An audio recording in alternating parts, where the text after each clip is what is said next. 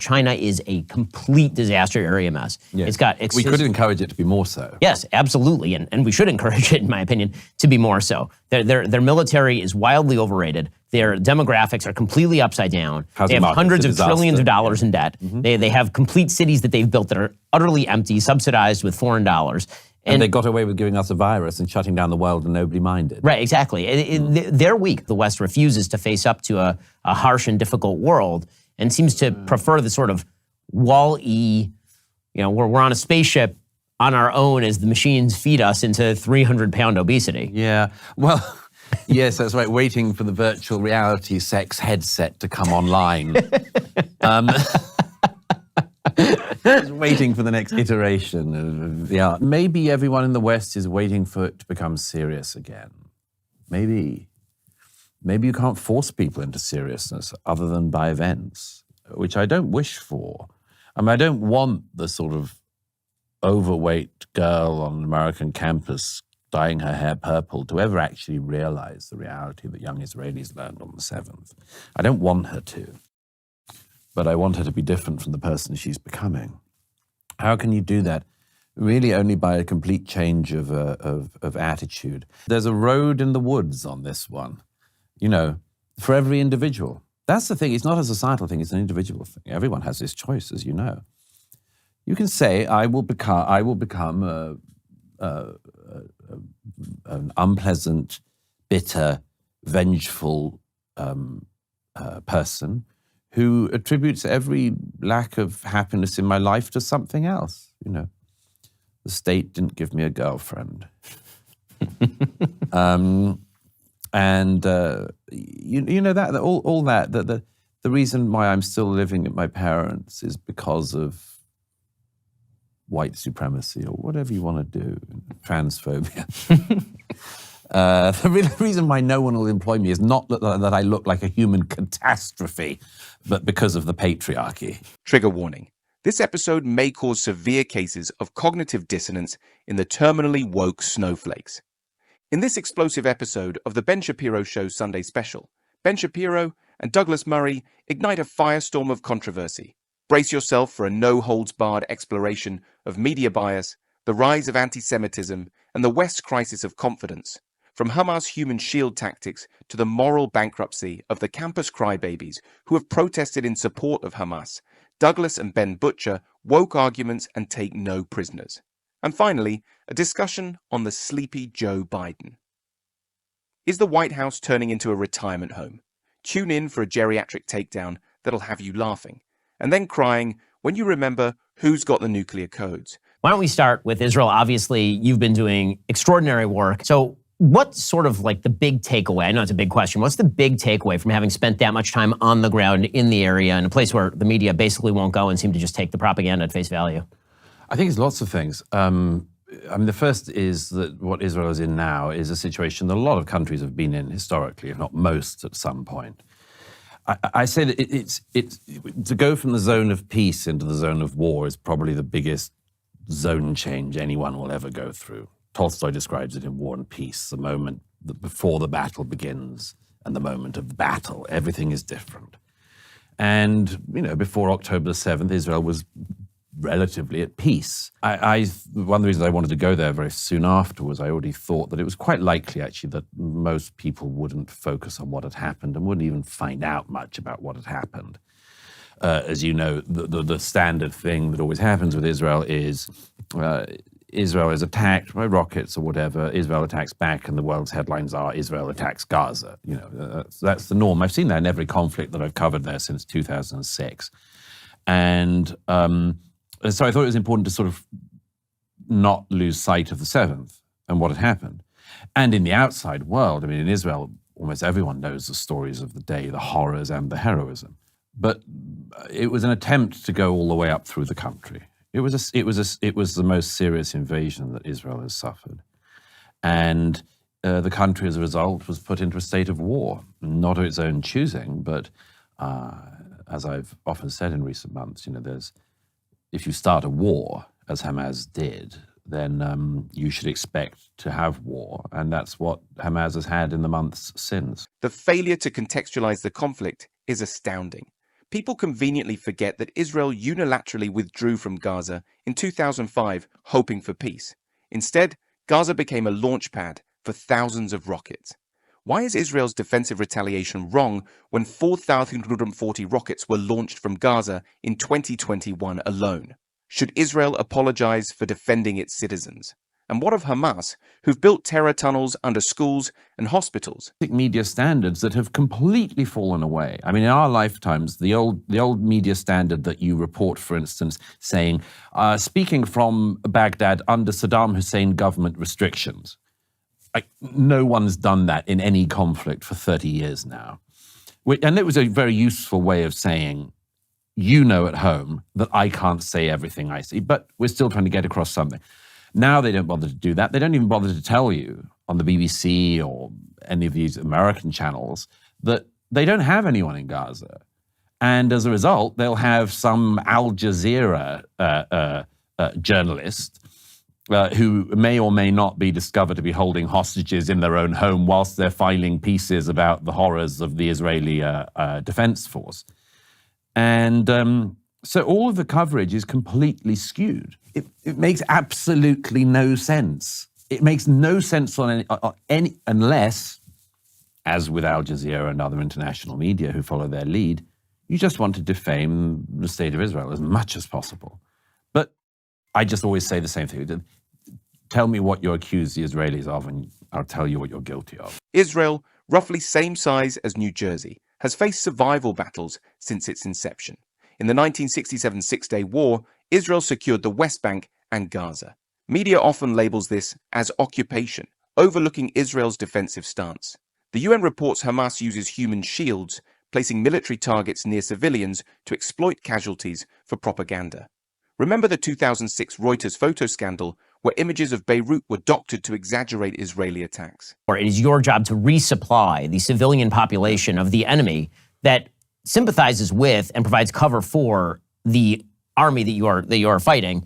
That it's not only your job to go house to house, it is your job to sacrifice your own soldiers in order to protect civilians who are being used as human shields by the opposition. And then, if a mistake is made in an urban combat environment with, by the way, the single best terrorist to civilian kill ratio in the history of urban warfare, that somehow it's Israel's fault, it's Israel's problem. Where do you think that sort of double standard is coming from? Well, I think it's one of the things absolutely screams out at me is the astounding lack of empathy for the general population in Israel. I mean, let me just start with this. Can you imagine anywhere else in the world where hundreds and hundreds of young people are at a rave, a peace rave, a music rave, some of them taking psychedelics, some of them not, but just having a great time, and are suddenly and things I can't describe on air, and the world doesn't have sympathy with them? Like, where else would that happen? If there was a rave in Florida tomorrow, and that happened, and it could, I would expect the victims, the American victims, to be the focus of enormous attention and sympathy. Didn't happen. Not only has it not happened, in New York the other week, when an exhibition memorializing the Nova Party and the atrocities that went on there and the victims, when this exhibition is in Lower Manhattan, there are crowds outside calling for intifada. I mean, can anyone imagine that this is, if you were a survivor of the Manchester Arena bombing in 2017 or the Bataclan massacre in 2015, you would expect the world would not be against you for being blown up. But in Israel, it's different. And it's the same with the media. And it's the same with the war in Gaza. Some months ago, a terrible, terrible thing happened with 3 Israeli hostages by members of the IDF coming out of a building. They didn't realize that they were hostages, obviously. Now, you would have thought, again, first of all, just beyond appalling for the victims who'd already been kidnapped for months by Hamas. But then think of the soldiers who shot them. And this fraction of a second mistake that they'll never be able to forgive themselves for, never forget. And the world reports it as the IDF 3 Israeli hostages. And the world says things like, is there nothing these Israelis won't do? They even their own. And the world doesn't know that every single soldier who's been fighting in Gaza can tell you that every day civilians will come out of a building or something waving white flags, and from the center of them will come people dressed exactly like them, because amazingly enough, Hamas doesn't obey the rules of war, and that's just all the time. Hamas' notorious use of human shields repeatedly places civilians in harm's way. Media frequently omits this context, leaving viewers with an incomplete picture of why civilian casualties occurred. This tactic deliberately courts civilian casualties to garner sympathy and shift public perception against Israel. The ratio of civilian to combatant deaths in Gaza is 1-to-1, which is remarkably low compared to the average urban warfare ratio of 3-to-1. Educated into the idea that in some way Israel is and always is the aggressor. Israel has done something wrong, and anything that is done in response to the something wrong can kind of be excused. And I hate that, not only because it is wildly untrue, but if you remember the last time that anything remotely similar happened in America, 9/11, there were some people, like the historian of ancient Rome, Mary Beard, who wrote in the London Review of Books that it was impossible to get out of your head after 9/11 the thought that to some extent the Americans had it coming to them. By the way, she's still all over the media, of course, and has always been commissioned by the BBC and many others. But most Americans didn't much care for that tone of voice. Most of us in Britain didn't much care for that tone of voice. But Israel is the one country which, when it's blown up or attacked, its women are, its children are, there's a kind of yes, but. And if you go back to the yes, but, what do you actually mean? What is the clause that you want to go back to? It's the foundation of the state. And, you know, as my debating partner in Toronto the other week, Natasha Hausdorff, said, it's a very interesting one, that, because a mother and father, when they're having a child, may debate whether they want to have a child. They may debate, if the wife is pregnant, whether or not they should abort the child. These are all very, very difficult questions and unpleasant questions that people think about. Once a child is 70 years old, you're talking about whether or not the child should be. That's not anything but murder. Well, the state of Israel is many decades old now. And if you believe it shouldn't have been created, you believe in murder. The state of Pakistan, which is a pretty catastrophic state, was created around the same time that Israel was created. And I know of nobody outside of perhaps a lunatic asylum somewhere in India who believes that the state of Pakistan should be abolished. And if they did want that, you wouldn't believe them if they said, I do want to abolish this state founded in 1947, but I have nothing against Pakistani people. I just want them exclusively to lose the right to have a state which was created and founded many decades ago. So this is the nub of it. The young Americans and others who don't realize what they're calling for, plus the ones who do. Israel was established under international law and recognized through UN Resolution 181 in 1947. Yet its legitimacy is questioned more than any other UN member state. During the 2014 Gaza conflict, Israel was urged to supply electricity to Gaza despite rockets being launched from there. Can you imagine the US providing resources to territories launching attacks on its civilians? Did post-9/11 US sympathize with aggressors? Of birth, the fertility rate in Israel is above 3, and that's including areas like Tel Aviv, which is like San Francisco, socially, and every woman there is married and has 3 babies. Yeah. And so it's really not a problem for Israel internally. It is a problem for the West, because it seems to me that what's been happening in Israel is a manifestation of a broader philosophy that has taken over huge swaths of the left. I want to get to right-wing anti-Semitism and the problems there in a second. But on the left, which is really where it's predominant these days, the basic philosophy goes something like this. The world is made up of victims and it's made up of victimizers. Yes. And if you're on the ledger of victims, you're on the ledger of victims, not because you yourself have been victimized as an individual, it's because you're a member of a quote-unquote victimized group. The way we can tell that you're a member of a victimized group is because your group is disproportionately unsuccessful in some measurable way. You're economically unsuccessful, socially unsuccessful. And this means that you must have been victimized by somebody else, particularly a member of a victimizer group. And the real problem that you have when it comes to the Jews particularly is that the Jews happen to be historically victimized and also disproportionately successful. So they tend to blow up the entire structure of this thought. And so the Jews must then be recast into the victimizers in order to fit this particular model. White supremacist. Exactly. Yes. And so what you hear is Black Lives Matter in the United States saying that the Palestinians are just like Black Americans in the Middle East, and that the failures of Palestinian society, that's not because they've made a series of horrendous decisions for the past 75 years. That is because, obviously, of the exploitation of the overclass of that victimizer group. And I've been asked before, why is it such a cause célèbre? Because obviously you have people who are suffering all over the place, people who make bad decisions.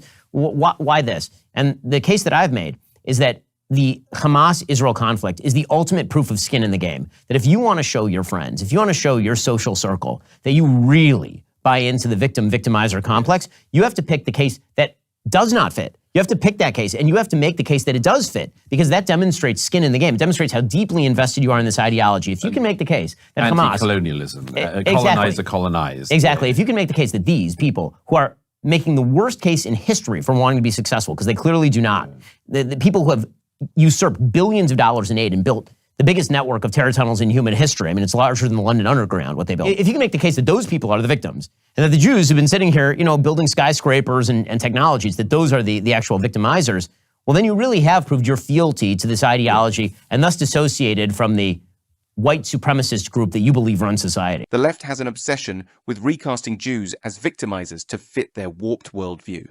Jews, historically persecuted and disproportionately successful, shatter the simplistic victim-oppressor binary. Despite comprising just 0.2% of the world's population, Jews have won 22% of all Nobel Prizes.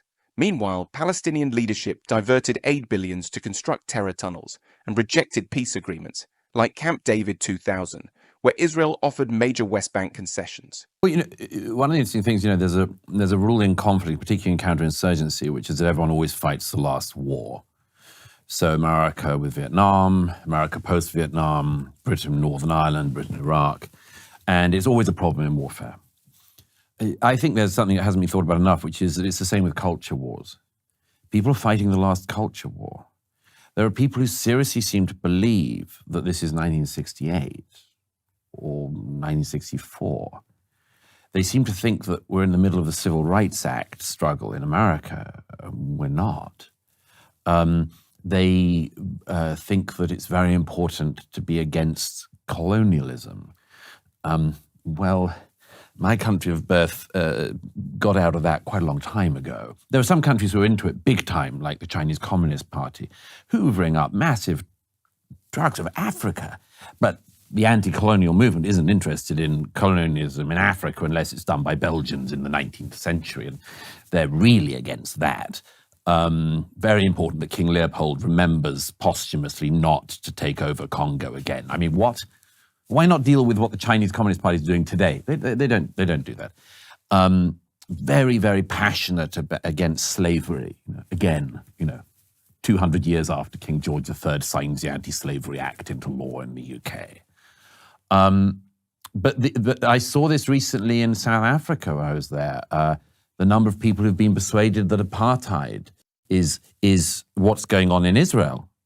I said to my South African friends, your corrupt ANC government is spending down the moral capital of the overthrow of apartheid and wasting it at the behest of Iran on this false accusation against Israel. But it's amazing how many people will suck that up. And of course, they've got quite a lot of questions to answer, far more than I think people who broadly agree with you or me. It still seems to me that although the anti-apartheid movement in South Africa was by no means an entirely peaceful movement, to understate things, I think that Nelson Mandela would have a worse posthumous reputation if he'd personally called for people to rip the hearts out of babies. I sort of think that the great, unifying figure of South African history, it would have gone differently. And the reason why, as you say, the Arab-Palestinian cause has gone so differently is that they've kept starting wars and kept losing them. And their friends and allies in the region have kept encouraging them into war, and they keep losing. And yet, despite keeping on losing, they keep being regarded as the victim. The woke is obsessed with outdated battles, fighting ghosts of colonialists while ignoring China's rapacious actions in Africa today. Israel's Arab citizens, approximately 21% of the population, have the right to vote and serve in political roles, unlike under South Africa's apartheid. Meanwhile, Palestinians use their aid to fund terrorism through the Pay-for-Slay program, which rewards terrorists and their families for killing Israelis. It's a terrible curse for the state of Israel to have this almost insoluble problem of the Palestinians handed to them, and the world that can't solve it, and the region that can't solve it, and saying the Jewish state has to solve it. And it's not at all clear to me that they do. That it's certainly not that it's Israel's responsibility alone. And I've spent too much time in the region to believe this BS.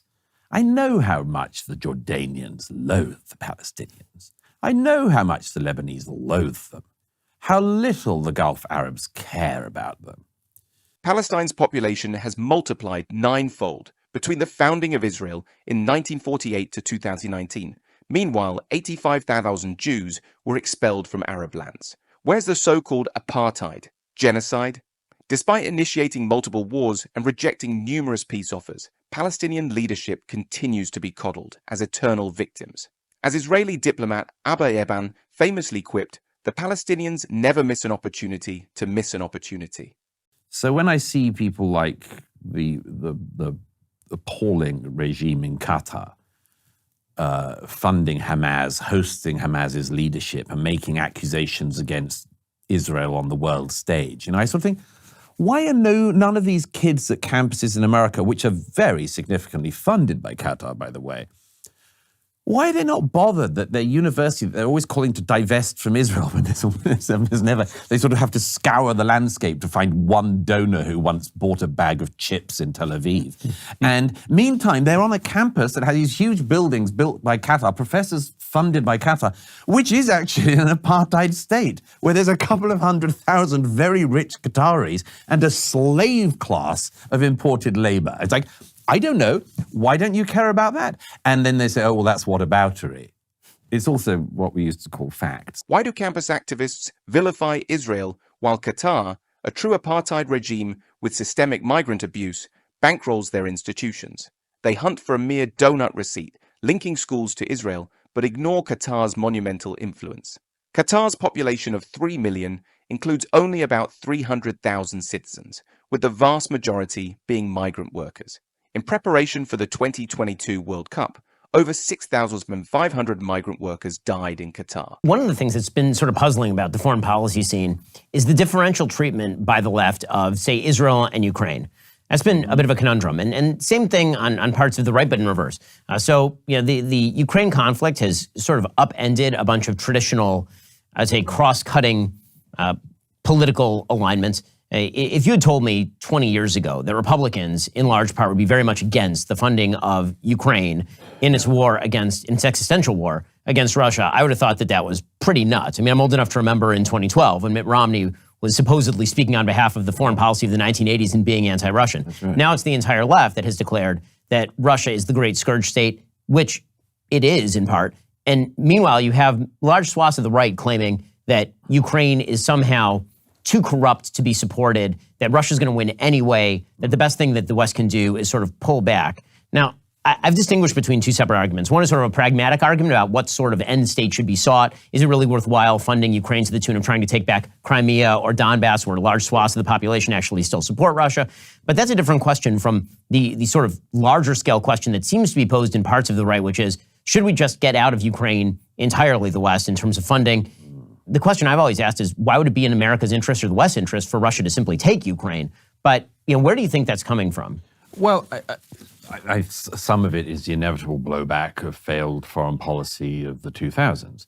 It's something that's very striking to me in Republican politics has been that at some point, you might say that John McCain was a kind of pivotal figure. At some point, the so-called adults in the room stopped being respected as adults. And, you can lament that. You can also say, well, to an extent, they brought it upon themselves. I remember I sort of got off that bandwagon by the time of Syria. Maybe people think that's a bit late, but I remember when I heard McCain and others saying, we know who to arm in Syria, I was thinking, I don't believe you anymore. I don't think you do.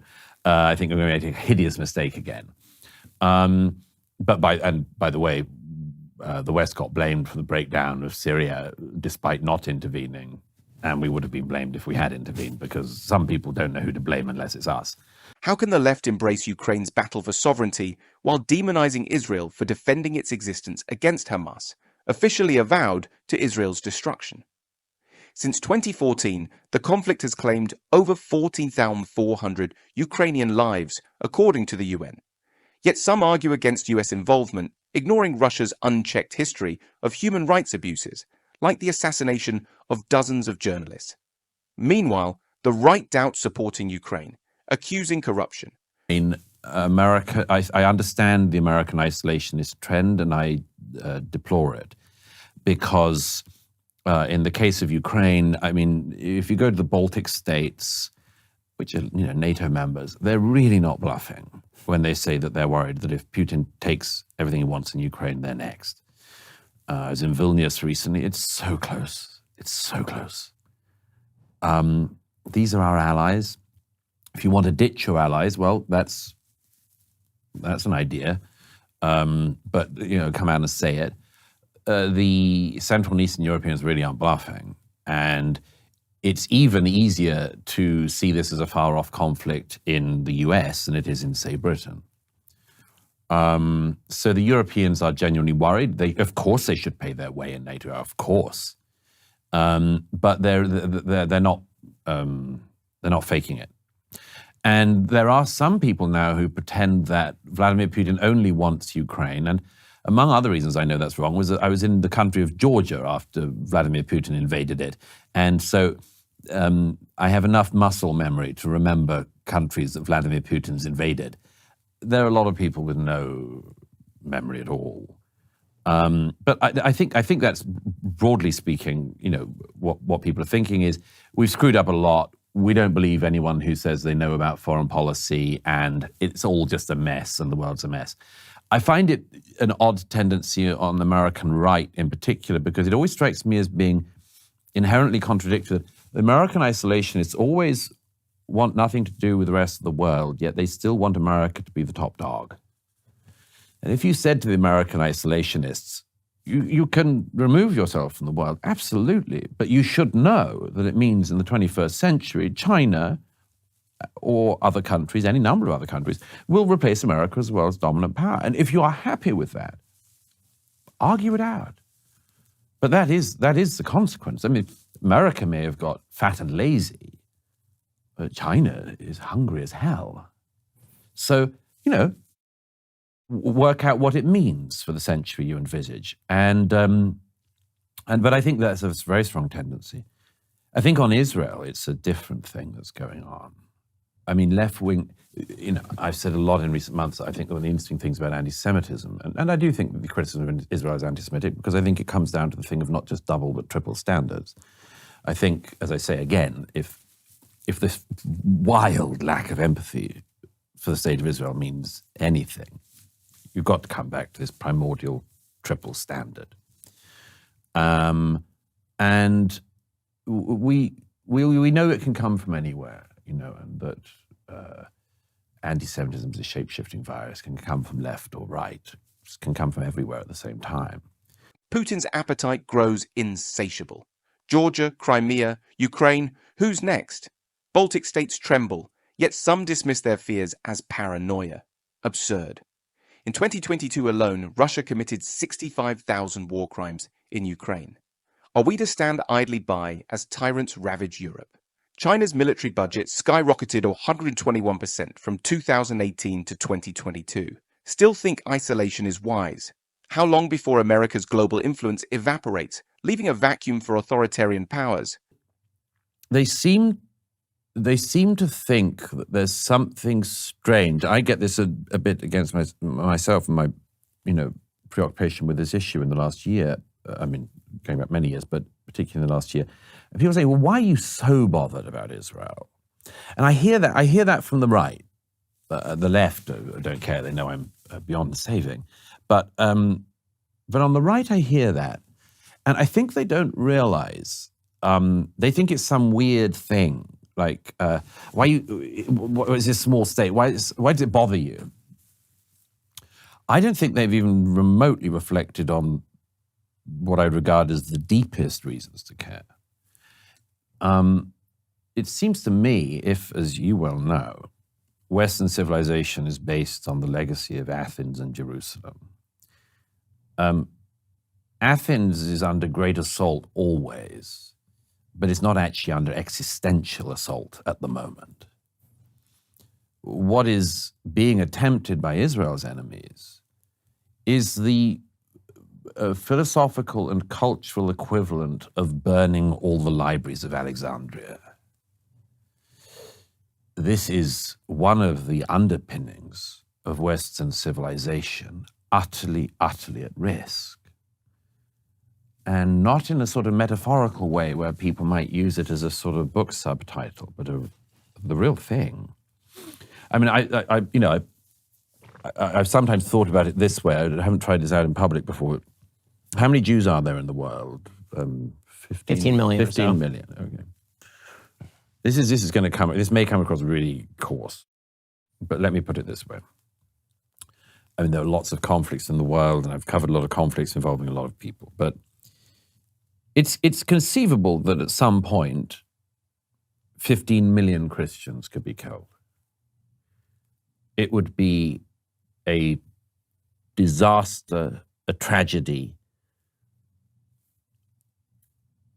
It's conceivable that at some point, Burma, India, somewhere, 15 million Muslims could be killed. It would be a disaster. It would be a tragedy of an unimaginable scale, of mid-20th century scale. But if 15 million Jews were killed, that's the end of the story. That's it. Now, what does that mean for the Jewish people? It's the end. The people who saw off everyone from Pharaoh to Hitler disappeared in the 21st century. Everyone else, in my view, wouldn't survive either. Wouldn't survive either. Western civilization could not survive the destruction of the Jewish state because it would be, among much else, the cutting away of the whole tree that we're on, and Western civilization would die. 15 million Jews worldwide. That's it. Their annihilation would eradicate a cornerstone of Western civilization. While 49 Muslim-majority nations exist, only one Jewish state stands. The Muslim world, a staggering 133 times the population of the Jews, can simply not stand Israel. With 1 Nobel Prizes per 700,000 citizens, Israel epitomizes Western values. How can we ignore Hamas's charter calling for Israel's destruction? So I regard the existential threat against the Jewish people to not just be about the Jewish people. It matters deeply to me that it is about the Jewish people. But it also matters to me because it's about America. Could America survive if the Jewish people were no more on its watch, or everybody was forcibly deported from the Holy Land? Come on. Of course not. Could the isolationists bear the repercussions of that across the Middle East and elsewhere? Of course not. So I find this blitheness and the frivolity of it to be absolutely intolerable among the critics on the right. One of the things that's been so amazing about all of this is just the sense that the West has lost its moorings. I mean, I was more disturbed, from a sort of Jewish perspective as a Jew. Tragedies happen to the Jews, terrorist attacks happen to Jews, slaughters happen to Jews. This is sort of the story of Jewish history. But the idea that you have hundreds of thousands of Westerners who are marching in solidarity with the murderers, that was on some level more disturbing to me than the actual massacre itself. Certainly not in terms of the actual amount of human suffering and the horrifying evil and barbarity of it. But in terms of the threat to the civilization as a whole, it seems to me that one of the things that we're seeing in terms of this sort of right-wing backlash that's now happening in Europe, it's very much of a piece with that. It's very much Europe and I'm hoping America saying, if we don't have any values for us to rely upon, then the people who are marching through the streets are going to end up running this place. Well, that's the other thing is what people don't realize is that they're all next. I mean, it's sort of. I'm always baffled by the fact that people don't believe the words that come out of people's mouths. The Hamas leadership, the Hezbollah leadership, the leadership in Tehran, the revolutionary Islamic government, have all made perfectly clear what they want to do with Israel. But they don't regard Israel as being the main problem. They regard it as being the main regional problem for them and their expansionist Islamist worldview. But it's America that's their biggest enemy. That's why they call America the big Satan and Israel the little Satan. And as I always say, my country of birth is a rather sweet middle-sized Satan, a teenage Satan with growing pains. But there's a reason they think that. There's another way of doing it, which is here at home. Why is it you can make the following prediction with 100% accuracy? If there is a pro-Israel demonstration in America, or in Britain, or in Paris, there will be flying of the Israeli flag, and there will be the flying of the flag of the United States of America, or of Great Britain, or France. If recently I was speaking at an event in Montreal, and it was about 1,000 Jews and about 1,000 Christians, and it was in a synagogue. And it was a wonderful, wonderful evening, and everyone sang "O Canada" and Hatikva, and it's wonderful. I mean, it's wonderful, and it's also there's something sad about it because, of course, Jews are forever saying we are part of this country. We're showing you. And are very often ignored. Doesn't America's silence empower enemies that label it as the big Satan? How can civilized nations tolerate pro-Hamas rallies when 200 Israelis were butchered on October 7th? Israel mourns, yet 35% of Americans blame Israel for the conflict.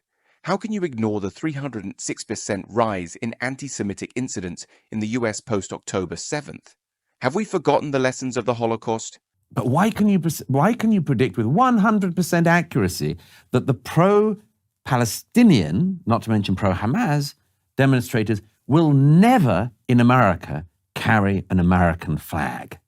Why do we know with 100% accuracy that when 100,000 mainly Muslim demonstrators go through the streets of London on a Saturday, they will not finish the demonstration by singing "God Save the King"? Why do I know that with 100% accuracy? Because it's not about Israel. It's about America. It's about Britain. It's about France. They hate Israel first, and it's the easiest one to hate. But they hate everybody else next. You think some stupid college kid at Berkeley or Columbia who's getting their parents to remortgage the house so they can shit in a bucket in the center of the square of their campus and claim they're liberating some people they've never met in a region they've never traveled to. You think any of those people actually love America and just happen to have a problem with this country they've never visited and don't know anything about? They happen to have this problem about that, and they're willing to set up weird encampments and become even less educated than they were when they went to campus. And you think they're just want mild adjustments in welfare reform in the US? Give me a break. This is a revolutionary movement, and it finds its first and most fevered and most flattered version in its attack on Israel. But of course it's anti-American, of course it's anti-Western, of course it's anti-British and anti-European. The pro-Palestinian demonstrations aren't merely about a territorial dispute. They gleefully wave Hamas flags while demonizing Israel and are the same individuals who seek to dismantle the pillars of American, British, and European societies. Over half of American Gen Z, 51%, think that America is a racist nation with a long history of discrimination. This self-loathing is the fertile soil in which anti-Israel, and by extension, anti-Western sentiment flourishes. There's this belief, a true belief in sort of the Francis Fukuyama theory that the end of history has arrived. And then you go to places where the end of history very much has not arrived, and all those people are thinking very differently. I remember when I visited Poland, we had been visiting Auschwitz, this is when I was going with Elon Musk, but we were in Krakow, and we were walking around with security, Polish security, and I was asking them about Ukraine. I said, how do you feel about that? They said, well, we're very much for you supporting Ukraine because otherwise the Russians are just going to come after us and reoccupy us because after all, they have tended to do that over the course of the last several centuries. And it occurred to me that having grown up in America, spent my whole life in America effectively, that's something that, if you're born in America, you've never worried about that, not a day in your life. You've never for a day in your life worried that you were going to be subjected to rule by a foreign power. If you're in Britain and you're younger than the Second World War, that's never occurred to you. And the same thing is true if you're in France or if you're in Germany, unless you're an East German. And so that very idea has allowed for this fatness and laziness and this idea that, okay, well, we can just recede from the world and the world will go on as normal. Nobody will fill that gap and nothing bad will ever happen. All the sea lanes will stay free. All of our goods will be the exact same prices they were before any of this happened. We'll be militarily safe. Everything will be cheap. On a fundamental level, I guess it's just ignorance. In 1939, Poland was carved up between Nazi Germany and the Soviet Union, leading to the deaths of 6 million Polish citizens. This historical trauma is something most Americans can scarcely comprehend. The Fukuyama end of history theory has lulled the West into a false sense of security. This is not just naive, it's catastrophic. While we debate pronouns and microaggressions, our enemies are strategizing to reshape the global order. Well, it's ignorance and an incredible lack of knowledge of how the world has always worked. And I think there is pretty deep roots to that. I mean, one of the ones that interests me is the whole terminology of human rights. Because a young Westerner, a young American growing up today will talk in the language of human rights. That's against my rights. You've infringed upon my rights. And they don't realize that such rights as they have only exist because people created them and gave them to them and fought for them. But there's nothing in nature that means your rights cannot all be taken away in a moment. Nobody in the south of Israel on the 7th of October had any human rights. None. There was no divine law that could step in and say, this barbarity happening in this house must stop. No. Very bad people can take it if they want it. I'm always struck by, there was one of the survivors of the Charlie Hebdo massacre in Paris in 2015, wrote a memoir about his recovery when the Islamists came in and shot all of his colleagues. He was one of the very few ones who survived. And he spent a long time recovering, protected by the French state to its great credit. And the great French novelist, Michael Houellebecq, who has spent years also living under armed guard that cost the French state because of things he said about Islam. The journalist from Charlie Hebdo describes going into a party and for the only time in his life seeing Michael Houellebecq at the party. And Houellebecq is sitting in the corner surrounded by security, pretty drunk as usual. And they see each other and Houellebecq walks over to him and said one line. It's actually a quote from the Gospel of St. Matthew. Houellebecq just said, "Men of violence take it by force." And then he walked off into the night. It's a pretty powerful scene, but that's what people don't realize. Men of violence take it by force.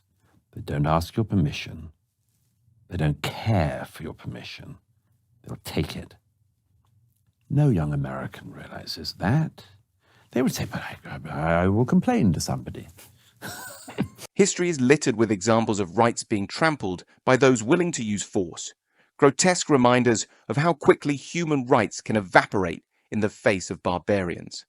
The Rwandan genocide saw 1 million Tutsis massacred in just 100 days. Did their right to life save them? Where were their inalienable rights? Can young Americans, raised on the milk of safe spaces and trigger warnings, comprehend such violence? There must be somebody. By the way, who can that was an stop actual it. Thomas Friedman column, right? Thomas Friedman wrote a column about 3 weeks ago, by the time this airs, in which he said that he wanted Hamas to remain in charge of Gaza because when Yahya Sinwar came out of the tunnels, he would do a press conference. Yeah. And at that press conference, Thomas Friedman would be present, and he would ask Yahya Sinwar what he thought he was doing on October 7th to bring this catastrophe upon his fellows, and he is sure that the Gazan people would rise up and yell at Yahya Sinwar very, very loudly. And like this sort of peculiar cultural centrism, this sort of this bizarre self-obsession where everybody thinks like Thomas Friedman. I was rather keen when reading that. The preoccupation in my mind when reading that appalling column was I decided in a dark moment I wouldn't mind if Thomas Friedman went to see Mr. Sinwar. But anyway, it would be an awfully fast learning curve he'd be on. It reminds me of the late and unlamented British writer Robert Fisk, who was forever calling in columns from countries he wasn't in. He was memorably, after the Taliban took over in Afghanistan, I think just after 9/11, he was actually in Afghanistan. For once, he wasn't filing from Beirut. And he was beaten up by some Taliban types. And he wrote a whole column saying that he understood.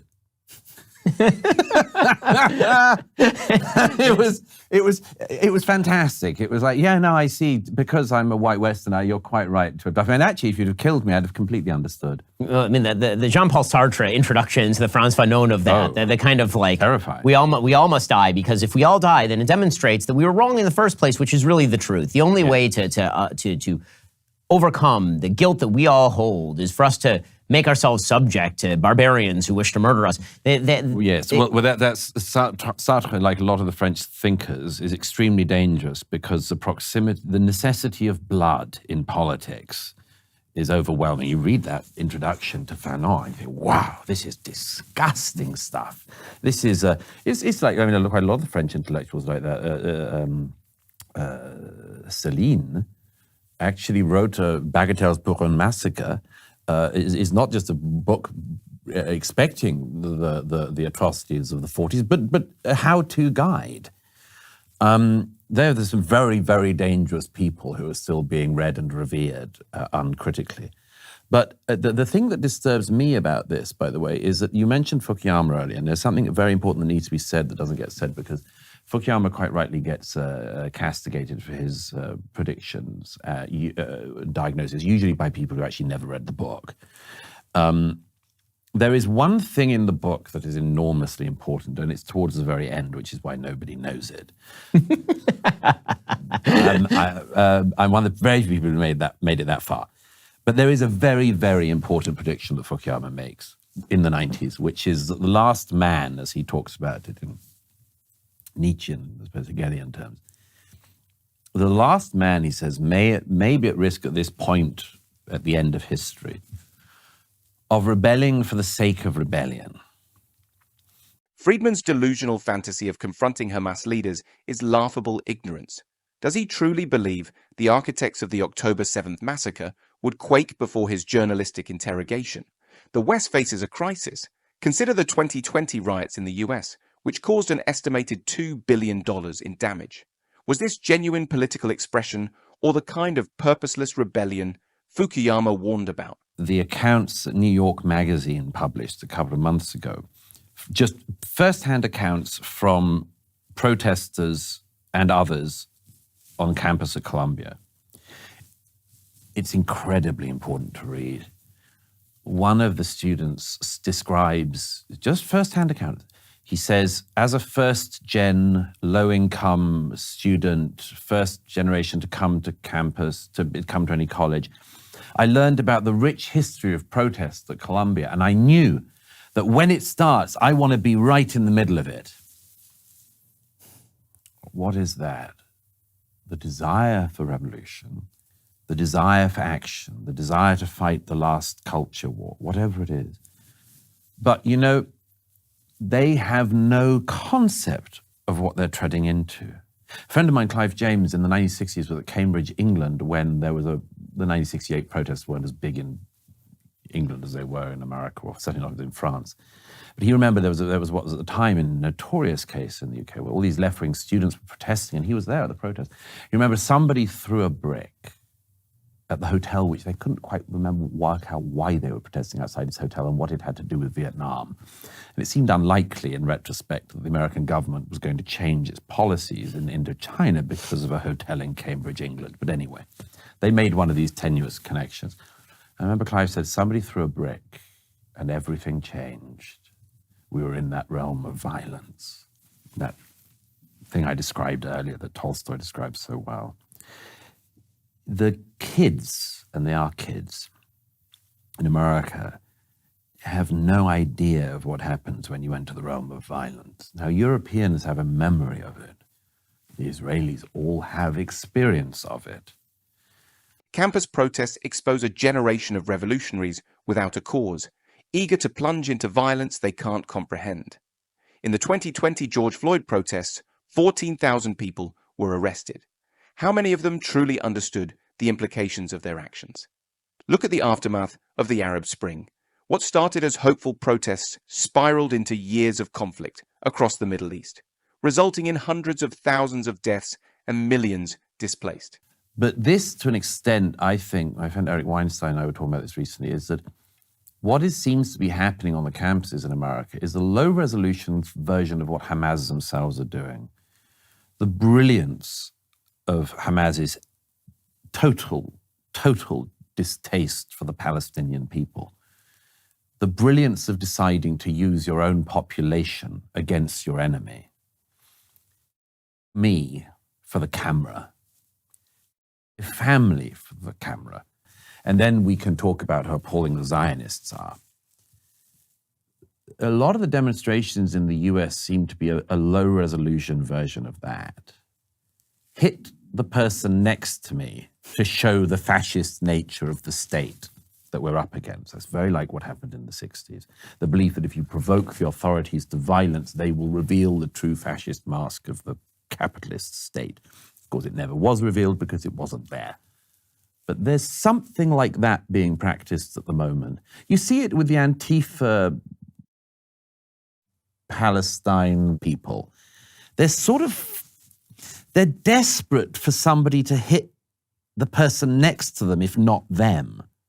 They're like very eager for violence. And of course, like all revolutionaries, they don't realize that once you unleash that, it's like unleashing Pandora's box. I've seen it too many times. Once you unleash violence, no one on earth can control it. It's just out, like a whirlwind. Good luck if you think you can put it back in the box. The parallel between Hamas' cynical exploitation of Palestinian civilians and the provocative tactics of campus protesters is chillingly accurate. Their calculated sacrifice of their own people for propaganda purposes is mirrored in the reckless provocation tactics of campus radicals. During the 1968 Democratic National Convention protests, this tactic resulted in hundreds of arrests and serious injuries. Is this the revolution our modern campus radicals aspire to? And the people on campus, and obviously that has a long history going all the way back to the French revolutionaries or the pre-Russian Revolution anarchists in the 19th century who were valuing violence pretty clearly for its own sake. They thought that there was something purgative and wonderful about the violence itself. Exactly. But what's more interesting to me is the collapse of the liberal world order in the face of this, right? The so-called moderates who seem to be willing to traffic along these lines. In the United States, the Democratic Party continuing to massage the shoulders of members of the Congress who are members of Hamas, or if not members, then at least fellow travelers of terrorists. The willingness to sort of pat on the head the protesters on college campuses by saying, well, we don't want them, being bad and spray painting buildings, but they have so much passion, and we hear what they're saying. This attempt to sort of massage them into jet fuel for what they believe is a more moderate movement. Yes. And that's the part that I find particularly disturbing, because in an adult system, you look at the revolutionaries and you say, well, the answer here is no. I mean, you guys are wrong and you should go to jail for violating the law. And also your belief system is trash. I mean, what you believe is actually wrong and bad. But there seems to be almost a lack of an immune system on the sort of center left for this sort of stuff, to the point where it's pretty obvious, I think, to anybody who's observing politics, whether you're doing so in Europe or in the United States, that 20 years hence, these people, the revolutionaries, are going to be in control of the movement. I'd be shocked if they're not.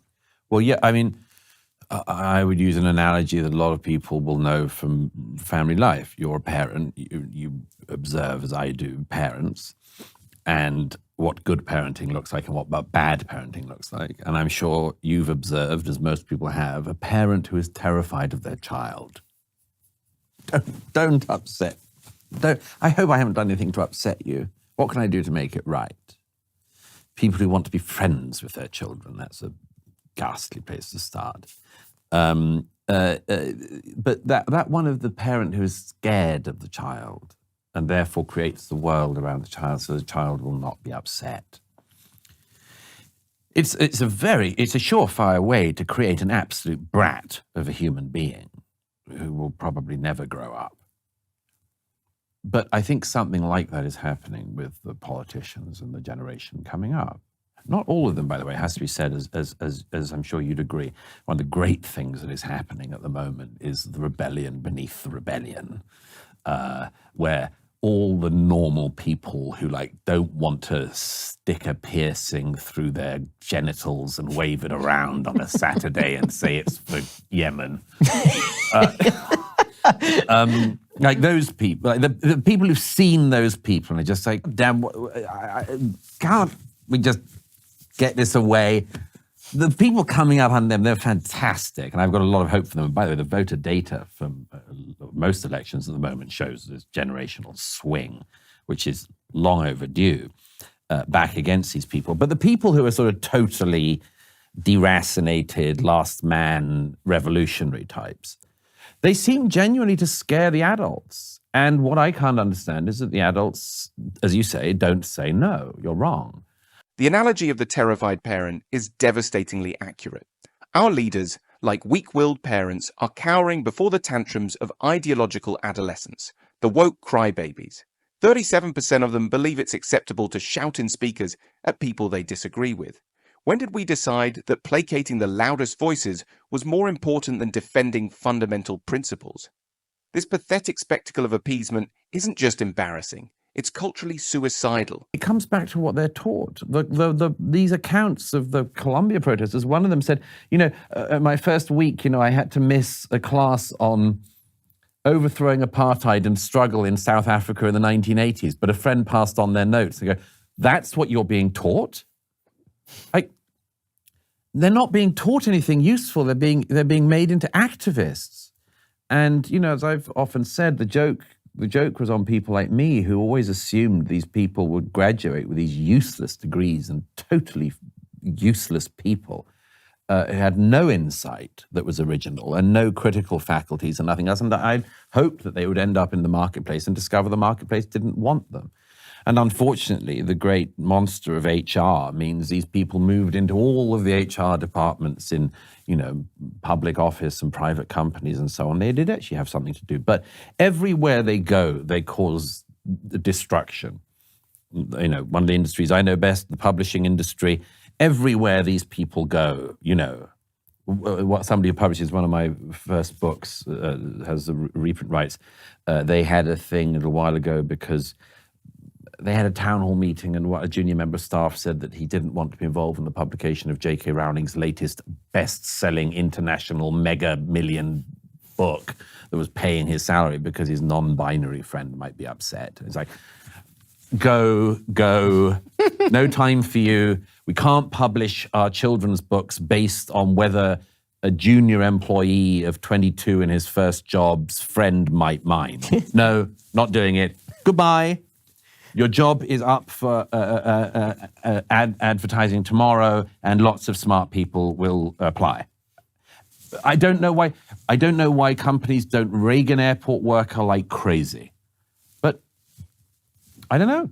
They're scared of the kids, and as I say, going back to the parenting analogy, if you try to satisfy that and coddle that and encourage that, all they'll realize, we can run wild. We can do whatever we want. Our universities have transformed from bastions of knowledge into factories of activism.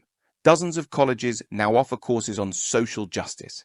This isn't education, it's ideological hijacking and ideological programming. In 2020, over several dozens of employees at Penguin Random House signed a petition to cancel Jordan Peterson's book.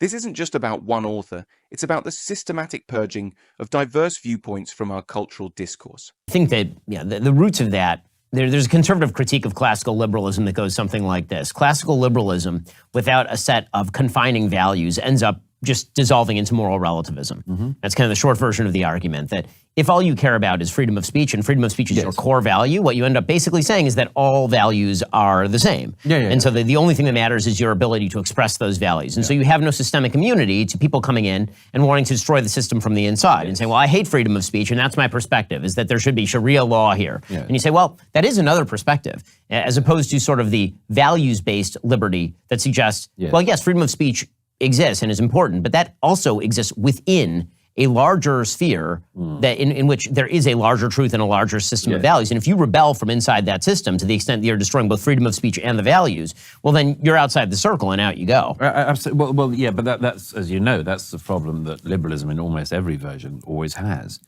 Even classical liberalism has this problem baked into it. I think that the answer to that lies in what my late friend Roger Scruton described as the widest application of the first person plural, which is the we of the nation. The idea being that people say they support a soccer team or a baseball team or whatever. I'm on wildly unknown territory as I describe this metaphorically, desperately tiptoeing around my own ignorance. But so help me if I fall really badly off course. So to say the thing with the baseball tournament was, but the point is that if you support a team, you will say after the match, we did really well. And the we is, I know, I paid for my tickets. I've always supported them. I've supported them since I was a boy. I'm there for the ups and downs, and we did it. And it's interesting, and it's very moving. You feel a part of it. The widest application you can do that is with the nation state. Any wider than that, you end up with, the European Union or the United Nations or humanity as a whole. And you can't encompass all of that in that first person plural. But the nation, you can include that. And my view, I wrote a rather depressing book some years ago called The Strange Death of Europe, and a lot of people said to me that's quite a depressing book to read, and I would say you should have tried writing it. Our obsession with unfettered freedom of speech, divorced from any moral anchor, has created a societal immune deficiency that's allowing destructive ideologies to metastasize within our institutions. Almost half of the United States' younger population believes socialism would be good for the country. This isn't just youthful rebellion, it's the fruit of decades of moral relativism, poisoning our educational system. Decisions that their electorates took, and decisions that the people who they gave the task of governance to performed. And, there was a Norwegian politician who said to me some years ago, there's a reason why, although we have the same energy reserves as Venezuela, there's a reason we're Norway and Venezuela's Venezuela. And the reason is that we made better decisions. So if it doesn't take long indeed you can do it in one generation, as we know from Venezuela, you make a couple of bad decisions and you will find that it's all changed. And I think there are countries in the West which will say, you know what? We don't much care for your abstract critique of our society. We don't much care for your talk. We want to keep going. And if you don't like it, loads of other places you can go and just screw up. Democracies are increasingly vulnerable to the allure of shallow populism and ideological extremism, which threaten to unravel decades of progress. A 2019 study found that support for traditional parties in Europe had dropped to historic lows, with some countries seeing populist support near 30%. Does this signal a dangerous trend towards the kind of poor decision-making that has devastated Venezuela? So I think that internationally you are starting to see the revolt of the normies, the people who just don't want to see this stuff anymore, who are tired of it. You're seeing in the United States with I would say the anti-left movement. A lot of that is Trump, but it's not entirely relegated to Trump support. You're seeing it in France, obviously, with the rise of National Rally as an alternative to Macron. In Britain, you would see that if you actually had a conservative party, which you haven't had for a couple of decades at this point minimum. Yeah. But it's the question I sort of have about the revolt of the normies is whether that's going to be sufficient. So the revolt of the normies could stop the sort of radical left in its tracks. It could end mass migration. It could sort of preserve the nation state status quo. One of the things that I'm concerned about when I look at, say, right-wing European movements is that they are also defining the we without any reference to meritocracy. So, for example, if you look at sort of the platform for National Rally, economically speaking, National Rally's platform is not a right-wing platform in sort of the American conservative sense. It's not a limited government, free market, capitalistic platform. It's very much based on tariffs, subsidies, welfare increases, wealth tax is part of their platform. And so what they're doing is they're fighting back against the excesses of the left culturally and in terms of immigration, but not economically. Yes. And so I think that goes to something deeper. And this is a theory that I've been working on, which is that effectively speaking, since the death of church was the glue that held everything together. And once churches started to decline, once the intermediate institutions of society fell apart, it was very difficult to maintain a true meritocracy, because the way that meritocracy typically works is that society, if you're going to create, overbroad distinctions, you could say that there are the innovators and the producers, people who disproportionately produce, and then there's a group of people who tend to be larger, who don't necessarily disproportionately produce, sort of proportionally produce to their economic inputs and outputs are proportionate in society. And in a meritocracy, the people who are sort of the disproportionate innovators and producers tend to do really well. Well, the problem is that there are only two ways in which that division can be maintained. One is that the producers, the innovators, the elites, so to speak, go to the same church as the maths. And so when Rockefeller goes to the same church as his employees, they look at Rockefeller and they say, okay, well, we believe in the same God, we believe the same values, he's trying to get me a job, he's trying to give me charity, he's trying to help me, and we're all the same in front of God. And then when that goes away, then the elite class, the only way they can maintain their elite status is to consistently prove that they are better at everything than the mass. And what that means is centralization of control. And every time they fail, which is the human nature, you're going to fail. When the elites fail, then the mass looks at them and says, well, hold up a second. You're supposed to be the elites. Why are you failing? There's no sense of common fabric that holds everybody together. Well, I mean, that's just happened in France with Macron, because Macron managed, he's never called a populist, but he is a populist, and he broke apart the whole political French system, came through the center, and had to create his own party once he'd been elected president. I mean, it was insane. But Macron was a sort of safe pair of hands in the view of the French electorate, among other things, because the former banker, and they thought he knew about the economy. In fact, his background as a banker does not confirm he did know about the economy. But it was pretty devastating for him and his party that the French economy was downgraded a week before the EU elections. That's very tricky. If you say that you're the adult and you have a competency and then you seem not to be competent at it, then people will go elsewhere. Ben and Murray warn of a revolt against Western elites who have lost touch with the public. Populist movements are rising, fueled by discontent with economic policies and a collapse of shared moral values. With church membership declining and distrust in tech giants soaring, they challenge us to rebuild social bonds. Failure to act risks repeating economic mistakes, as seen in France under Macron's leadership. You can't rail against it. I mean, of course, you could at some point when it makes you bankrupt, but that's probably too late. But I think a lot of parties in Europe have realized that if you go right-wing on identity and left-wing on economics, you've got a winning formula. I don't approve it because I don't think there's any point in just getting power for power's sake, or at least you better know what you're going to do with it. I think that there's just, I mean, the central question, by the way, in Europe is a question that America doesn't have to face. The central question in Europe, which National Rally is raising in France, which AfD is raising in Germany, which Fratelli d'Italia is raising in Italy, is all of these movements across the continent, and by the way, this was a big reason for British Euroscepticism, all these movements in the continent have some foundation in something bad. And it's a really tricky landscape. I think, without boasting, I'm one of the very few people who has spent a lot of time trying to work out what's going on, and know and have spoken with most of the people from across the spectrum in most of the countries in Europe. I put it out there as a possibility. When you realize that, some of Fratelli d'Italia's base are Mussoliniite in a way. They certainly think Mussolini wasn't as bad as Hitler. They think they had a slightly bad rap from the 1940s. In France, why are the Le Pens why does it always have to be a member of the family? Is it because of a desire to show the origins back in Vichy? Maybe. Vlaams Belang in Belgium, collaborationist party in the war, and the Vlaams Bloc. The question that is raised in Europe about all of this, which it's very, very important for America, and it's very important for Israel as well in this century, is the European continent effectively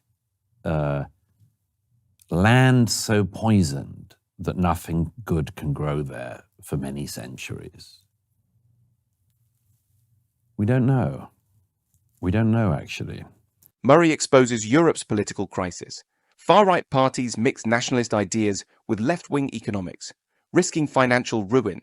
He highlights how some parties have roots in dark historical periods, raising concerns about Europe's ability to move forward. With declining global influence and widespread pessimism, Europe faces an identity crisis. Murray questions if the continent can overcome its troubled past and forge a positive future without losing its core values. The AfD in Germany has very good people in it who are normal conservatives, who you or I would find absolutely to be, somebody you'd break bread with. And it includes some people who are almost certainly Nazi. And it's messy. Now, if that party going along this ridge stumbles slightly, they not only take down their party, they take down their country and by extension the continent of Europe. If they get it right and manage to tread the moderate path that is, for instance, against open borders, for integration, and economic growth and many other things like that, they could not only save their party, they could save Germany, and if you save Germany, you save Europe. The whole of the future of the continent depends on a small number of people who most people in Europe have never heard of, let alone America. The stakes are wildly high. And again, you have to decide in that situation, do I just give it up for bad? Do I just try to find myself a bunker somewhere in Florida or Austin, Texas, and wish the world to go away? And that's the paradox of isolationism. It's always attractive and it's always deadly. Murray warns that fringe parties like Germany's AfD could either save or destroy Europe. With Germany's economic power, its political shifts impact the whole continent. Rising xenophobia and support for extreme views pose a serious threat. Murray argues that a few unknown politicians now hold Europe's fate. He cautions against isolationism, urging engagement with these complex issues to prevent a potential collapse of Western values and stability. It seems to me that the story of the West, which is so bizarre, is that since the end of the Cold War, it's been a civilization in search of meaning. And that weirdness has really manifested in a time when the West really does not have enemies that should be durable enough to take on the West. The reality is that internally, China is a complete disaster area mess. Yes. We could encourage it to be more so. Yes, absolutely, and we should encourage it, in my opinion, to be more so. Their military is wildly overrated. Their demographics are completely upside down. They have hundreds of trillions of dollars in debt. Mm-hmm. They have complete cities that they've built that are utterly empty, subsidized with foreign dollars. And they got away with giving us a virus and shutting down the world and nobody minded. Right, exactly. They're weak. Russia, their replacement rate is something like 1.2. They have no humans. Yeah. Their economy is about the size of the economy of the state of Florida, like in total. It is a very small economy with a super corrupt oligarchic leadership, and yet they're posing a world threat. Iran is almost totally broke. They have no money. Yes, you could make Iran broke tomorrow. And their military tech, by the way, sucks. I mean, when they tried to fire 350 missiles at Israel, half of those things fell inside Iran. They've been spending 80 years trying to develop a weapon that the United States developed in 1945. And they're still failing at it. They still have not been able to develop like a basic atomic weapon on the order of North Korea. And yet these places are a serious threat to the West, and you can't say that's because of these places. That's got to be because the West refuses to face up to a harsh and difficult world and seems to prefer the sort of wall-y we're on a spaceship on our own as the machines feed us into 300-pound obesity. Yeah, well, yes, that's right. Waiting for the virtual reality sex headset to come online. Just waiting for the next iteration of the art. No. Shapiro argues that the West is losing its purpose despite facing weak enemies. China's aging population and debt, Russia's small economy, and Iran's outdated technology pose less threat than perceived. The real danger is internal. Western societies are becoming isolated, complacent, and addicted to comfort. This weakness makes minor threats seem major. Shapiro warns that unless the West regains its confidence and resolve, it risks collapse from within. Cold, and it goes full-blown something within a short space of time. But the real thing is this question of it's happened because of the thing you put your finger on, the collapse of something. You can say it's a collapse of religion. There's lots of things. I did a chapter in The Strange Death of Europe on this, what the existential problem is that the West is going through. But there is an answer to it, and the answer might come rather like it did in Israel from events. A lot of people I spoke to in Israel thought the young generation in Israel weren't up to the challenge, and my God, have they proved those people wrong. But, maybe everyone in the West is waiting for it to become serious again. Maybe you can't force people into seriousness other than by events, which I don't wish for. I don't want the sort of overweight girl on an American campus dyeing her hair purple to ever actually realize the reality that young Israelis learned on the 7th. I don't want her to, but I want her to be different from the person she's becoming. How can you do that? Really only by a complete change of attitude. There's a reason why European economies are stagnant very often, and why there's a lot of stagnation in societies, which is a lack of ambition. And the lack of ambition comes from a belief that even if you are ambitious, the system's rigged against you, so you won't be able to do well. That's not quite as accentuated in America, but it is here in large parts of the society, which is, what is the point? Because, there's not that much more that I get from working a low-end job than if I'm on welfare, and it's just easier and so on. If you actually have a society that remembers that it needs ambition, then everything is different. And that I do think there are very few countries which can say the future is going to be better. But if you can say it, you win everything. It would be, I sort of wouldn't quite believe it if I'm a great Francophile. I wouldn't quite believe it if somebody told me that, France's greatest days are ahead of her. It's slightly hard to imagine. You could say that America's greatest days could be ahead of her. You could say that. And you could certainly make it happen. The West is facing a crisis of confidence and purpose. Declining patriotism, lack of ambition, and a sense that the system is rigged are weakening Western societies. Unlike Israel, which shows strong national identity, many Western countries struggle with cultural unity. This internal weakness makes external threats seem more dangerous. To survive, the West must rediscover its ambition, work ethic, and belief in its own potential for greatness. And I think that's just, there's a road in the woods on this one, for every individual. That's the thing. It's not a societal thing. It's an individual thing. Everyone has this choice, as you know. You can say, I will become an unpleasant, bitter, vengeful person who attributes every lack of happiness in my life to something else. The state didn't give me a girlfriend. The reason why I'm still living at my parents' is because of white supremacy or whatever you want to do, transphobia. The reason why no one will employ me is not that I look like a human catastrophe, but because of the patriarchy, You can do all that, but you have a miserable life ahead of you, a miserable life. You will spend it all just wading through a banal hell. Or you can say, I choose another route. I choose the path of heroism. I choose the path of courage. I'll define myself, but I'll take advice from others. I'll learn the wisdom of the ages and try to build on it. I'll certainly try to preserve it. And I'm going to get somewhere in my life, you know. And actually, my experience is that most people who are sentient, actually, if you put it like that to them, they know which one they'd rather have. The ones who know they're going to fail anyway will do the first. But the ones who are not going to fail, of course, are going to choose the second. And they must be helped on that path. Murray argues that personal responsibility is crucial for societal success and criticizes the growing tendency to blame external factors for personal failures. Many young people embrace victimhood, rejecting individual accountability.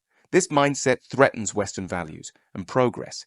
He urges choosing the path of heroism and self-improvement over bitterness and excuses. He stressed that this choice is vital for both personal success and the future of Western civilization.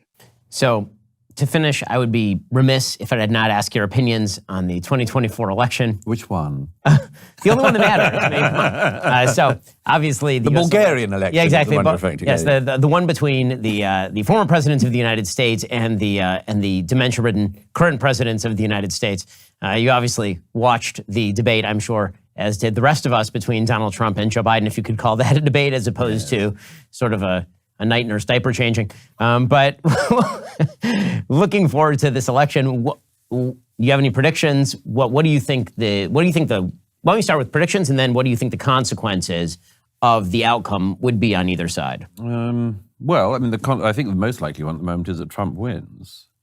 I think the Democrats have finally had their really big problem exposed. I'm amazed that so much of the media was able to cover up for Biden. I think it's extremely cruel what his family are putting him through, and I think that he should be, I mean, you know, this is a man who, if he was your father, you'd take away his car keys. So why he should have control of the world's largest nuclear arsenal is not immediately clear to me. How do they get him out? I don't know, like 3 people in this country understand what's going to happen on that, and they're all surnamed Biden. All the options that the Democrats will try to cobble together seem to me hideous, because the gerontocracy of the Democrat Party has not spent long enough cultivating a good next generation. You know, Feinstein, Pelosi, Schumer, Biden, they wouldn't let go. So I think the Democrats are in a hideous position everywhere you go. Trump, if he's disciplined, if he listens to some advice, if he can avoid the traps that are set for him, that were even set the other night ineptly by Biden, to distract him from his achievements in office and get him onto the things that were not good and the pettinesses. Trump, if he's disciplined, could certainly pull it off. Lord only knows what will happen then. I mean, it's more, may put it this way, it's more conceivable that Trump will be president in 2 years' time than that Biden will be president in office, being wheeled into a G7 meeting with Dr. Jill saying he's never been on such great form. I've never seen him in this sprightly. It's absolutely impossible to imagine, don't you think? Murray predicts Trump is likely to win in 2024, citing Biden's visible decline and the Democrats' failure to groom younger leaders. Most Americans, including many Democrats, believe Biden is too old for another term. Trump could win if he stays disciplined and focuses on his achievements. The election highlights concerns about aging leadership in both parties and dissatisfaction with the country's direction. Yeah, I mean, the idea that he's going to serve 4 more years, I mean, the idea that he's going to serve 4 more days is obviously beyond me. Well, my favorite thing about this whole news cycle is not anything to do with Biden himself. As you say, I actually feel bad for him as a human being. I don't think he's a good human being. I think he's a corrupt human being, but I don't think anybody at the age of 81 in a clear state of dementia should be trotted out by their family in order to continue to fill the family coffers and allow Dr. Jill to fulfill her fantasy of being the actual president of the United States, without ever having done anything other than earning an ed degree from a university named for her husband. Well, wasn't it lovely that it turned out the other day that one of the people that Joe Biden is taking advice from is Hunter? Yes, that was great. Because whenever I'm looking for advice, I always think, what would Hunter do? What's amazing about the entire Biden family is that they're sitting there recognizing that the minute Joe's out of office, the gravy train is over. I mean, at a certain point, Hunter's finger painting stopped selling for $500,000, and that point is exactly when Joe Biden exits office. So, having all of them there is really quite dark, and it's sort of macabre comedy. There's a precedent, isn't there? Because Mrs. Wilson, famously, her husband had a stroke, and she covered over for it and ran the country. To be fair to Edith Wilson, he wasn't running for re-election. He had already won re-election at the time, right? So she wasn't like, okay, he's got to stand for a third term. It's very important that this corpse be wheeled out here for a third term. Shapiro and Murray harshly criticize the Biden family for keeping Joe in office despite his apparent decline. They compare it to Edith Wilson's secret presidency, but note this situation is worse. They argue it's corrupt, with Hunter Biden advising his father and the family clinging to power for financial gain. Most Americans doubt Biden's fitness for office, raising concerns about democratic legitimacy and government trust. But the part that really is astonishing to me, and I think humorous and well-deserved, is this is the greatest catastrophe for the legacy media I have seen in my lifetime. Because for pretty much every other issue where the legacy media was lying, when they lied on BLM, they could still say, well, I can bring a study that demonstrates systemic racism. When they were lying about COVID, they say, well, there's a lot of confusion. It's the fog of war. There's a lot of things happening. And so I can make an argument. When it came to, the Obama era, they would say, well, sure, he's doing some things that we don't particularly like, but overall, he's such a magnificent man. There were always arguments. But there's one argument that cannot be rebutted, and that is the argument of your own eyes watching a man collapse on stage for 90 minutes. And so when you spend several years claiming to the American public that he is totally fine, sharp as a tack, doing handsprings in the back, while reciting Virgil in Latin backwards, and then all of a sudden he shows up on stage and he is what everyone knew he was, and we'd seen clips of him, we'd all been saying it, but we were told that we were crazy, we were out of our minds. That exposed them so signally that they then had to do this immediate turnabout where they said, oh no, I'm shocked. I'm so shocked, right? They do the Captain Renault in Casablanca, right? That there's gambling going on here. Because for them to admit that they knew this all along would be to expose themselves as just party apparatchiks. So they have to fake that they are very, very shocked and offended, and that's why they're all pushing for Biden to go, even though they all knew full well that he was just this senile 3 weeks ago as opposed to a week ago. It's a strange thing in much American media, which is that they think it's a team sport. And, Bill Maher asked me this a couple of months ago. He said, he gets a lot of criticism. He said this on the show. He said he gets criticism from people on the left saying, why are you criticizing Biden? You need to just keep Trump out of office. And I said to him, it seems to me such a strange thing, because if you want to be a political operative, you should be a political operative. If you want to be in the media, you should be in the media. There's a weird crossover in America. It's true, the kind of Jen Psaki phenomenon. Like, how do you move from being that to being that? And everyone's fine with it. There's something wrong about it. But they regard it as a team sport, and they've got to back their team. I think there's just something fundamentally corrupting about that. Of course there's going to be. And the main thing about it is it's boring. It's really, really boring. Everybody knows what they're going to say. Everybody can predict every move. The G7, Joe was merely looking to find another parachutist. He wasn't weirdly wandering off and Georgia Maloney having to do a double spin to kind of grab him back. It was perfectly normal and perfectly expected. Well, that is boring. I knew they were going to say that. But yeah, I don't think he's going to be in office in 2 years. And if he was voted in, wow, what an indictment of the country. I mean, there were 11% of the people polled after the debate the other night who said they thought Biden did well. I want to investigate that 11%. Well, Hunter does have a lot of illegitimate children, so you just never know. And Joe will never acknowledge them, so you have that as well. Shapiro and Murray criticize the media for covering up Biden's decline and suddenly acting shocked. They argue this damages media credibility, with most Americans distrusting journalists. They condemn the blurring of lines between journalism and political activism. The predictable, biased reporting is seen as propaganda, eroding democracy. They urge people to demand better from news sources and seek truth independently, warning of dire consequences if this trend continues. If you're still picking your jaw up off the floor after Douglas's scorching take on Hamas, hit that like button so hard it triggers a campus protest. And for the love of free speech, tell us in the comments, what are your thoughts on these protests that Douglas and Ben discussed? The Russia-Ukraine war, the Israel-Hamas conflict. Don't hold back. We can handle the truth, even if the snowflakes can't. And subscribe now for more unfiltered truth bombs that will make campus crybabies run for their safe spaces.